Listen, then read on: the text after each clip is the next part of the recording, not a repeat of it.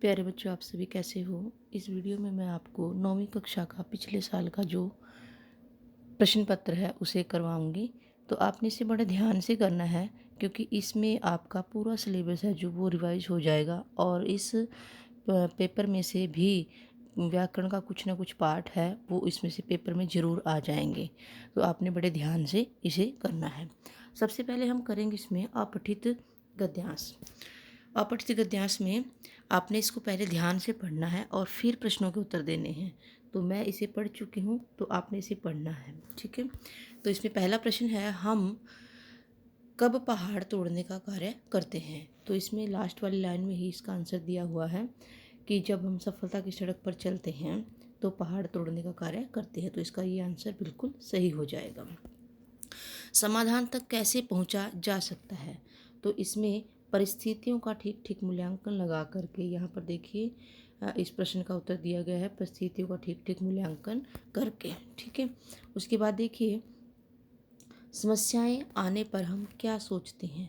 तो हम सोचते हैं दूसरों की सहानुभूति चाहते हैं। इसका प्रश्न का उत्तर पहले ही लाइन में दिया हुआ है।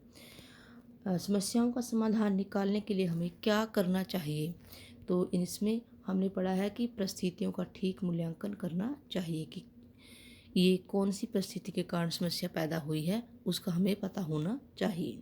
उसके बाद है कथन ए और कारण को पढ़कर उपयुक्त विकल्प चुनिए। मतलब इसमें कथन और कारण दोनों दिए गए हैं, इन दोनों को पढ़ना है और फिर इन चार ऑप्शनों में से एक ऑप्शन को हमने चूज करना है, ठीक है।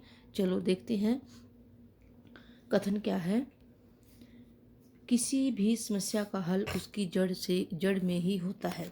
हमें स्वयं ही किसी समझदार की मदद से या समस्या के मूल कारण का पता कर हल ढूंढना चाहिए। ये इसका कारण दिया है। तो हम देखते हैं कि वास्तव ये बात बिल्कुल सही है कि किसी भी समस्या का हल है उसकी जड़ में ही होता है। और जो ये कारण है वो इसके बारे में बिल्कुल सही व्याख्या कर रहा है इसकी। तो इसमें हमारा प्रश्न का उत्तर हो जाएगा कि कथन ए सही है, पर कारण जो है इसकी सही व्याख्या करता है, ठीक है। तो इसका ये हमारा तीसरा क्वेश्चन है, आंसर है जो वो बिल्कुल सही हो जाएगा। आगे देखिए, दूसरा प्रश्न हमारा अपठित पद्यांश। यह एक कविता में से लिया हुआ है। तो कविता में से पहले इसको पद्यांश को ध्यान से पढ़ना है, फिर प्रश्नों के उत्तर इसमें हमें देने हैं, ठीक है। तो कविता की पंक्तियाँ उठाकर नहीं लिखनी है इसमें। और आपके पास MCQ दिए हुए हैं, तो इनमें और भी अच्छी बात है, आप प्रश्न का उत्तर है जो आसानी से ढूंढ सकते हैं। तो झांसी की रानी लक्ष्मीबाई को मर्दानी क्यों कहा है, ठीक है। तो यहाँ पर देखिए कि लक्ष्मीबाई उस समय मर्दों के समान लड़ी थी, इसलिए उनको ऐसा कहा गया है। रानी की समाधि अब रानी से भी अधिक प्रिय क्यों है या प्यारी क्यों है। तो इसमें आंसर आएगा, रानी की समाधि में स्वतंत्रता की आशा की चिंगारी विद्यमान है। तो ये देखिए, ये वाला इसका आंसर बिल्कुल सही हो जाएगा, ये क्योंकि यहाँ पर ये आंसर इसका सही है कविता में। वीर का रानी से भी अधिक हमें अब क्या प्यारा है। तो इस प्रश्न का उत्तर देखिए, इसमें है हमें रानी की समाधि, ठीक है। रानी की समाधि है जो वो हमें अधिक प्यारी है। वीर का मान कब बढ़ जाता है। तो वीर का मान कब बढ़ जाता है, युद्ध भूमि में सर्वोच्च बलिदान देने से, ठीक है। आगे इसमें देखिए, रानी लक्ष्मीबाई ने अंग्रेजों के सामने हार नहीं मानी, वह अंतिम समय तक लड़ी। ये इसका कथन है और इसका कारण है जो रानी से भी अधिक हमें अब यह समाधि है प्यारी। इस पंक्ति में कथन की बात प्रमाणित होती है, बिल्कुल भी नहीं है। इसमें कथन में कुछ और बात कही गई है और कारण में कुछ और बात कही गई है। तो ये जो कारण है कथन की जो व्याख्या सही नहीं करता है। तो इसका आंसर है जो ये हो जाएगा, कथन ए सही है लेकिन जो कारण है इसकी व्याख्या नहीं करता है, ठीक है। आगे देखिए, दूसरा है उसमें कविता में ही दूसरा पद्यांश है। इन दोनों में से आपको एक करना है, जो आपको अच्छे से आए वो आपने कर देना है। देखिए, प्रस्तुत पंक्तियों में बूंद किस घर से निकली है। तो वो कहाँ से निकली है, वो बादलों की गोद से निकली है। यहाँ पर इसका आंसर है। सेकंड क्वेश्चन है बूंद की चिंता का विषय क्या है। तो बूंद की चिंता का विषय क्या है, वह कहीं उसे फिर न जाना पड़े, बूंद चिंतित नहीं है, इसमें वह व्यर्थ ही मैंने घर छोड़ा, इसका ये आंसर बिल्कुल सही हो जाएगा। ठीक है, तो इसमें हमने पहले आंसर को लगाना है। उसके बाद देखिए कविता में बूंद के साथ किन लोगों की समानता दिखाई गई है। तो बूंद ने घर छोड़ा है और वो परेशान है, चिंतित है, तो इसी प्रकार से मनुष्य के बारे में भी यहाँ पर बताई गई है। जो यहाँ पर देखिए जो घर से निकलते हुए भविष्य को लेकर चिंतित होते रहते हैं, ये वाला आंसर इनका बिल्कुल सही हो जाएगा, सेकंड वाला। उपयुक्त काव्य पंक्तियों से कवि क्या संदेश देता है। तो इसमें हमने संदेश के बारे में बताना है। घर से निकलते दुविधा में रहना चाहिए और हमें सकारात्मक के साथ घर से निकलना चाहिए। मतलब जब हम घर से किसी काम के लिए निकलते हैं तो हमें पॉजिटिव सोच के साथ घर से बाहर निकलना चाहिए। ठीक है, नहीं तो अगर हम नेगेटिव सोच के साथ निकलते हैं तो हमारा काम भी बनने के चांसेज कम ही रहते हैं। तो आगे देखिए कथन में है एक बूंद घर से निकलते हुए अपने भविष्य को लेकर चिंतित है। बिल्कुल ये बात सही है और इसका कारण है मनुष्य भी सामान्यतः इसी प्रकार की दुविधा में पड़ा रहकर अपना नुकसान करता रहता है। बिल्कुल ये सही बात है, बूंद की तरह ही मनुष्य भी कहीं ना कहीं चिंतित रहता है। तो इसका जो है कथन ए सही है और कथन जो ये है आर है मतलब कारण है, ये इसकी सही व्याख्या करता है। आपने इसका आंसर ये ए वाला देना है। ठीक है, आगे देखिए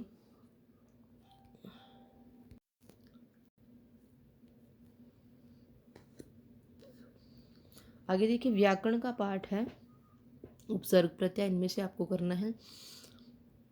आमरण में मूल शब्द क्या है। तो इसमें देखिए बच्चे मूल शब्द वो होता है जिसका अपना कोई अर्थ होता है। तो इसमें आमरण, ठीक है, तो इसमें हमने उपसर्ग छांटना है। तो आ है इसमें उपसर्ग है। ठीक है, आ उपसर्ग है और इसमें मरण है जो वो मूल शब्द है। मरण का मतलब मृत्यु। ठीक है,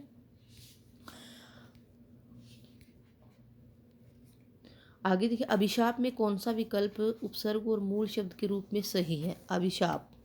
अभिशाप में देखिए ये अभी उपसर्ग है और शाप है जो इसमें मूल शब्द है। ठीक है, गर्वीला में प्रत्यय क्या है। गर्वीला शब्द है ना जो गर्व से बना है, गर्व से, और इसमें ईला प्रत्यय जुड़ा हुआ है। ठीक है, तो इसमें हमारा ये वाला ऑप्शन सही हो जाएगा। प्रतिदिन में प्रयुक्त उपसर्ग है, तो प्रतिदिन में प्रयुक्त उपसर्ग क्या होगा, प्रति ही होगा। वैज्ञानिक में प्रत्यय क्या है। वैज्ञानिक विज्ञान शब्द से बना है और जब इसमें हम इक प्रत्यय जोड़ते हैं वैज्ञानिक, तो ये विज्ञान से ही वैज्ञानिक बना है, तो ये इसमें आंसर सही होगा। आगे देखिए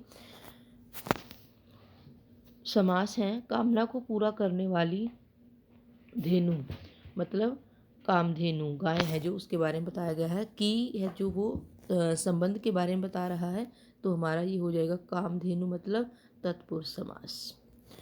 पंचवटी में समास है। पंचवटी पाँच, पंच से पाँच बना है, संख्यावाची शब्द है तो द्विगु समास हो जाएगा। अव्ययी भाव समास का उदाहरण लिखिए। तो इसमें देखिए प्रतिदिन पहला पद है जो पूर्व पद है वो उपसर्ग है, इसके कारण यह है प्रतिदिन है जो वो हमारा आ जाएगा अव्ययी भाव समास। महान है जो आत्मा कर्मधारय समास। ठीक है, तो महान आत्मा कर्मधारय समास। आगे देखिए कॉलम ए और बी को मिलाना है और फिर सही उत्तर का चुनाव करना है। तो यहाँ पर देखिए ये भी समास ही है। तो अध खुला, अभी हमने पढ़ा है कि अध है जो वो एक उपसर्ग है, तो उपसर्ग हमेशा अव्ययी भाव समास में ही आता है। और अष्टाध्यायी अष्ट से होता है आठ, आठ मतलब संख्यावाची तो द्विगु समास। अब कमल नयन, कमल के समान नयन, ये तत्पुरुष समास। ठीक है, तो हमारा ये ऑप्शन बिल्कुल सही रहेगा। यहाँ पर देखिए पहला है उसका कौन सा है, तीसरा पार्ट है। तो इसमें सभी में देखिए पहले में तीसरा कौन सा है, दोनों में दिया हुआ है। ठीक है, तो अब हमने देखना है कि दूसरा है जो कमल नयन, उसके लिए कौन सा ऑप्शन है, पहला। ठीक है, तो हमारा जो पहला वाला ऑप्शन है वो बिल्कुल सही है। आगे देखिए बच्चे, वाक्य शायद बारिश हो। तो ये शायद शब्द है जो हमें संदेह के बारे में बता रहा है, तो ये संदेहवाचक वाक्य है। सर्कस में अब शेर नहीं आएगा, नहीं आएगा मतलब नेगेटिव सेंटेंस है, तो निषेधवाचक वाक्य है। वह दिल्ली से लौट आया है, इसको हमने प्रश्नवाचक वाक्य में बदलना है। प्रश्नवाचक वाक्य की पहचान होती है क्वेश्चन मार्क लगा हुआ होता है, तो तीनों में किसी में क्वेश्चन मार्क नहीं है, एक इसी में क्वेश्चन मार्क है, तो ये हमारा आंसर सही हो जाएगा। आगे देखिए, तुम्हें 10 बजे तक स्कूल पहुंचना चाहिए, आज्ञावाचक है। आज्ञावाचक बनाना है तो हमें क्या करना पड़ेगा, आज्ञा देनी पड़ेगी। तो आज्ञा देने के लिए हमारे पास हमें वाक्य देखने हैं। तो तुम 10 बजे पहुंचना, तुम 10 बजे तक स्कूल पहुंचना, इसमें क्या है, तुम 10 बजे तक स्कूल पहुंच जाना। ठीक है, ये आज्ञावाचक वाक्य है। ठीक है, आगे देखिए, इसमें भी हमें कॉलम में मिलान करना है, तो ध्यान से देखिए। क्या तुम कल दिल्ली गए थे, क्या है तो प्रश्नवाचक वाक्य बन रहा है, तो इसको हमने मैच कर देना है सेकंड वाले से। आह कैसा सुंदर दृश्य है, अरे विस्मयादिबोधक है। भगवान करे आपका सब कार्य हो, इच्छावाचक है। ठीक है, तो हमने जो प्रश्नवाचक है पहले का दूसरा ऑप्शन बिल्कुल सही है। तो देखिए किसी में भी ये वाला है जो हमारा पहले का दूसरा ऑप्शन सही है, तो ये हमारा बिल्कुल सही हो जाएगा। आगे देखिए, इसमें अलंकार, ऊंचे घोर मंदिर के अंदर रहने वाली ऊंचे घोर मंदिर के अंदर रहाती है। तो यहाँ पर एक हिंट भी देखो कितना अच्छे से दिया कि एक का मतलब है महल, एक का मतलब है पर्वत। तो जब ऐसा आंसर मिल रहा है तो सीधी सी बात है, यमक अलंकार में ये सब कुछ होता है, शब्द बिल्कुल सेम होते हैं लेकिन उनका अर्थ अलग अलग होता है। चारू चंद्र की चंचल किरणें खेल रही हैं जलथल में, ये अनुप्रास अलंकार है क्योंकि च की आवृत्ति हो रही है। मैया मैं तो चंद्र खिलौना ले हूँ, तो चांद को खिलौने का रूप दे दिया है, तो यहाँ पर रूपक अलंकार हो जाएगा। जहाँ एक शब्द एक से अधिक बार आए, उसका अर्थ अलग अलग हो, वहाँ होगा, ये अभी हमने पहले वाला किया है, यमक अलंकार। हरिपद कोमल कमल से, सा से सी तो मतलब उपमा अलंकार। ठीक है, आगे देखिए, पठित गद्यांश, पठित गद्यांश है जो उसमें से आपको प्रश्नों के उत्तर देने हैं। तो ये जो लेखिका वाला पार्ट है जिसमें वो कविताएं लिखती है और गांधी जी से भी मिलती है, तो उस पार्ट का एक पार्ट है छोटा सा, उसी में से ये आंसर है। तो हमने पहले देखना है, जब इसको अच्छे से पढ़ना है, फिर प्रश्नों के उत्तर देने हैं। ठीक है, आनंद भवन में कौन आए थे, बापू मतलब गांधी जी। लेखिका गांधी जी के पास क्या लेकर गई थी, चांदी का कटोरा। देश सेवा के लिए लेखिका और उसकी सखियों ने कैसे योगदान दिया था, जेब खर्च से पैसे बचा करके। उस समय देश का वातावरण कैसा था, देश गुलाम था। बिल्कुल आसान सा दिया हुआ है। सुभद्रा जी ने लेखिका से क्या कहा, तो सुभद्रा जी ने कहा था कि खीर खिलाने के लिए। ठीक है, सुभद्रा ने कहा था कि मुझे आपको खीर खिलानी है चाहे कुछ भी हो। ठीक है, ये वाला आंसर आएगा। आगे देखिए, सालिम अली कौन थे, सालिम अली महान पक्षी विज्ञानी थे। फौजी चौकियाँ में किस देश के सैनिक रहते थे, फौजी चौकियों में चीनी सैनिक रहते थे। ये वाला आंसर सही आएगा। आगे देखिए, पठित पद्यांश, पठित पद्यांश मतलब हमारी ही कविता में से एक पद्यांश है, उसको आपने पढ़ना है और कुछ प्रश्नों के उत्तर देने हैं। ये पद्यांश है जो ये बच्चे काम पर जा रहे हैं उसमें से है, राजेश जोशी जी इसके कवि हैं। तो कवि ने किस समस्या को उठाया है, कवि ने इसमें बाल मजदूरी की समस्या को उठाया है। हस्ब मामूल का क्या अर्थ है, वस्तुएं वैसी ही रहना जैसी होनी चाहिए। कवि के अनुसार भयानक क्या है, कवि के अनुसार भयानक क्या है, बच्चों का काम पर जाना ही सबसे भयानक है। ठीक है, आगे देखिए, बच्चे कहाँ से गुजर रहे हैं, बच्चे दुनिया की हजारों सड़कों से गुजर रहे हैं। बच्चों की उम्र क्या करने की है, पढ़ाई लिखाई खेल कूद मनोरंजन, सभी सही हैं क्योंकि सभी ऑप्शन बिल्कुल सही हैं। आगे देखिए बच्चे, कविता में से कुछ प्रश्न हैं ये। रसखान करील की कूंजों पर क्या न्यौछावर करने को तैयार हैं। ठीक है, करील की जो गूंज वो है,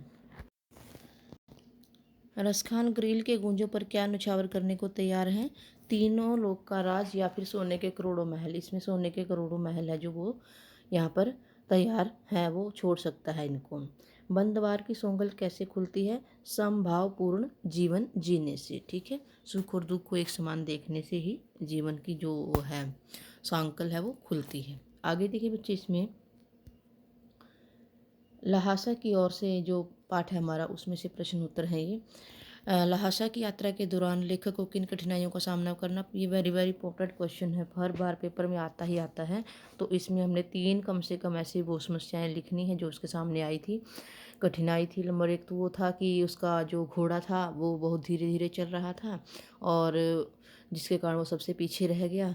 दूसरा कारण था कि वह रास्ता भटक गया था जिसके कारण वो बहुत दूर चला गया और फिर वापस वहाँ पर आया। और तीसरा कारण क्या था? उसका जो धूप थी वो उसको बड़ी परेशान कर रही थी, तेज़ धूप भी थी। ठीक है, तो आज के 3 कारण आपने लिख देने हैं। इतना तो हो गया कि 9-10 प्राणियों की जान बच गई। ये तो सब आशीर्वाद देते होंगे। इस कथन के आलोक में उसकी विशेषताएं बताइए। इसमें जो बैल था ना उसने ये सब कुछ कहा था। उसने जो मिट्टी की दीवार थी वो तोड़ दी थी, वो खुद जा नहीं पाया था, हीरा और मोती वाला जो हमारी कहानी है। लेकिन वो कह रहा है कि मेरे दीवार तोड़ने के कारण इन प्राणियों को तो कुछ ना कुछ फ़ायदा ही हुआ होगा, ये मुझे आशीर्वाद देते होंगे। तो इसमें मोती जो बैल है उसकी विशेषता बतानी है। बड़ा ही वो दयालु था, दूसरों पर दया करने वाला था, परोपकार करने वाला था, वो अपना स्वार्थ नहीं देखता था। ठीक है, आगे देखिए, ज्वारा के नवाब के साथ अपने पारिवारिक संबंधों को लेखिका ने आज के संदर्भ में स्वप्न जैसा क्यों कहा है? क्योंकि उस समय जो आपस में लोगों के संबंध थे वो बड़े ही अच्छे होते थे। जैसे आज के समय में लोग अपने तक ही सीमित रहते हैं, उस समय ऐसा नहीं था। तो उन्होंने इसीलिए इसको एक स्वप्न की भांति ही दिखाया है, मतलब एक स्वप्न की भांति ही बताया है। उसके बाद किस घटना ने शालिम अली के जीवन की दिशा को बदल दिया और उन्हें पक्षी प्रेमी बना दिया? ये भी वेरी वेरी इंपॉर्टेंट है क्वेश्चन। तो जब वो बचपन में एक बार एयरगन साफ़ कर रहे थे और गलती से एक गौरैया को गोली लग गई थी और उस गौरैया की जब उन्होंने देखभाल की, उनका इलाज करवाया, तो उस समय उनके मन में पक्षियों के प्रति प्रेम था जो वो पैदा हो गया। तो इसी घटना ने उनको पक्षी प्रेमी बना दिया। ये आपके प्रश्न हो गए यहाँ पर। अब यहाँ पर जो ये है कविताएं हैं उनमें से हैं कुछ प्रश्न, उनमें से 3 के आंसर देने हैं, 4 आपके सामने हैं। जेब टटोली कोड़ी ना पाई पंक्ति का भाव वाक कविता के आधार पर स्पष्ट कीजिए। तो इसमें कवित्री कहती है कि जब मैं अपने कर्मों को देखती हूँ तो मैंने देखा कि मैंने कुछ भी सदकर्म नहीं किए हैं, तो मैं भगवान को क्या दिखाऊंगी। और मतलब जब संसार से मैं जाऊंगी तो मेरे पास कुछ भी सदकर्म नहीं होंगे। तो इसी को वो चिंता करते हुए अपने कर्मों पर प्रकाश डाल रहे हैं। इसके बाद देखिए, किसी भी व्यक्ति की पहचान उसके कुल से होती है, उसके कर्मों से नहीं। ये बिल्कुल सही है कि व्यक्ति कुल कोई भी हो, लेकिन अगर उसके कर्म अच्छे होंगे तो उसके कुल को कोई नहीं जानेगा, क्योंकि व्यक्ति है जो वो प्रसिद्धि भी अपने कर्मों से ही पाता है, कुल से कोई भी प्रसिद्ध नहीं होता है। तो कर्म हमेशा अच्छे होने चाहिए, इसीलिए उसकी पहचान भी कर्मों से ही होगी। कैदी और कोकिला कविता के में कवि को कोयल से ईर्ष्या क्यों हो रही है? क्योंकि कैदी है जो वो एक छोटे से 10 फुट के कमरे में बंद है और कोयल पूरे उसमें आसमान में खुली घूम रही है। और जो कैदी है उनको तो रोने का भी हक नहीं है, और कोयल है जो आराम से अपने गीत है जो वो सुना रही है। तो इन सब बातों को यहाँ पर आपने लिखना है, इसी से वो ईर्ष्या कर रहा है कवि उस कोयल से। ठीक है, आगे देखिए, बच्चे काम पर जा रहे हैं कविता का क्या उद्देश्य है? बच्चे काम पर जा रहे हैं कविता का यही उद्देश्य है कि बाल मजदूरी है जो वो बंद हो जानी चाहिए। छोटे छोटे बच्चे हैं जो उनको भी पढ़ने का, लिखने का, खेलने का हक है। तो सरकार को और इन जो लोग हैं इनको इस बात की तरफ ध्यान देना चाहिए कि छोटे छोटे बच्चों से कार्य ना करवाएं। उनको भी जीने का हक है, उनको भी अपना खेल खेलने का, मनोरंजन करने का पूरा हक है। तो बाल मजदूरी पर यहाँ पर प्रकाश डाला गया है और बाल मजदूरी दूर करने का और सरकार के द्वारा बच्चों के लिए कुछ ना कुछ ऐसे कार्य करने का वो इच्छा प्रकट की गई है ताकि बच्चे उनका फ़ायदा उठा सकें। तो ये सब इनका उद्देश्य हो जाएगा। आगे देखिए बच्चे, इसमें जो हमारी कृतिका बुक है उसमें से कुछ प्रश्नों के उत्तर हैं। तो इसमें से 3 प्रश्न दिए गए हैं, 2 के आपने उत्तर लिखने हैं। एक पहला ही प्रश्न है, रीढ़ की हड्डी एकांकी के माध्यम से लेखक समाज में किस तरह के परिवर्तन की आशा करता है? आपके अनुसार यह किस प्रकार संभव हो सकता है? तो आपने इसमें जो रीढ़ की हड्डी है उस एकांकी को अपने माइंड में लेकर आना है और उसी के आधार पर इस प्रश्नों के उत्तर देने हैं।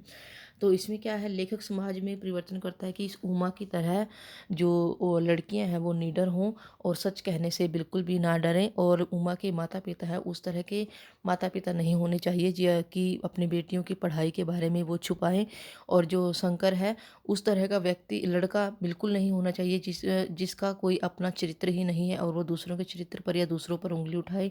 तो इन ये सब है जो रीढ़ की हड्डी एकांकी है उसका उद्देश्य है, और ये ऐसा परिवर्तन वो लेखक यहाँ पर चाहता है। ठीक है, तो आपके अनुसार यह किस प्रकार संभव हो सकता है? लड़कियों को पढ़ाया लिखाया जाए और माँ बाप को भी इस बात से अवगत करवाया जाए कि लड़कियों को पढ़ाना लिखाना कोई गलत कार्य नहीं है। ठीक है, आगे देखिए बच्चे, मेरे संग की औरतें पाठ के आधार पर लेखिका की माँ की विशेषताएं बताएं।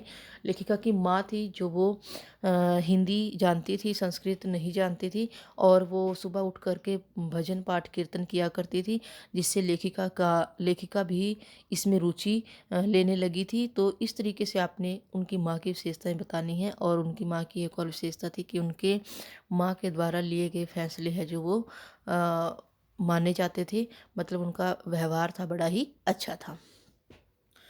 मृत्यु का तरल किसे कहा गया है? तो ये बाढ़ वाला पाठ है जो हमारा जल प्रलय उसमें से लिया गया है, तो उसी का आंसर यहाँ पर देना है। इस जल प्रलय के पाठ के आधार पर उत्तर लिखिए।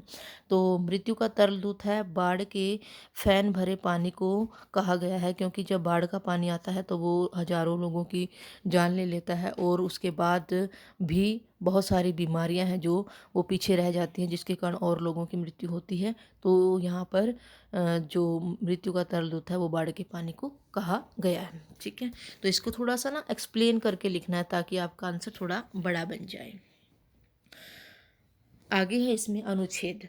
अनुच्छेद आपके पास टॉपिक दिए हुए हैं, आपने टॉपिक के आधार पर ही अनुच्छेद लिखने हैं। ठीक है, विज्ञापन को जीवन पर प्रभाव बिंदु, विज्ञापन का युग और विज्ञापन और हमारी ज़रूरतें, ये विज्ञापन के ऊपर ही पूरा अनुच्छेद आपको लिखना है।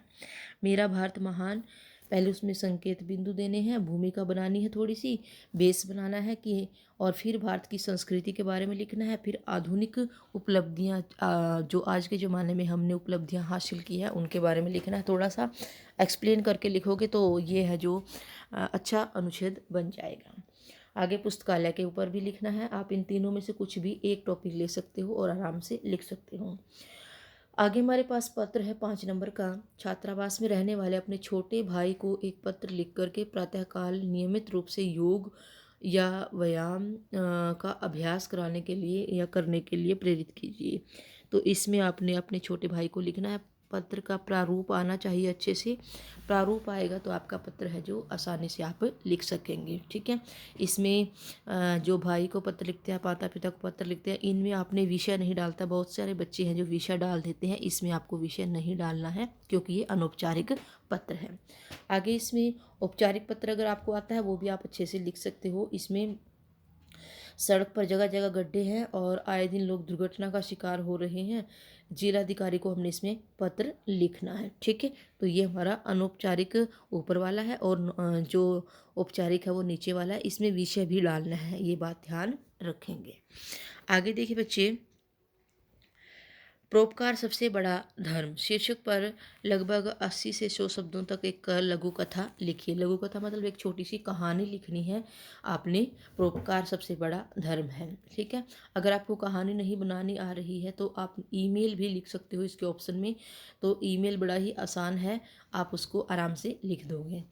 आगे देखिए बच्चे, क्वेश्चन नंबर 17वां है जो 17 है, आप समीर या श्रेया हैं। आजकल विद्यार्थियों का ध्यान पढ़ाई से ज़्यादा मोबाइल फ़ोन पर होने के कारण विषय की चिंता व्यक्त करते हुए अध्यापक से हुई बातचीत लगभग 60 शब्दों में संवाद लिखिए।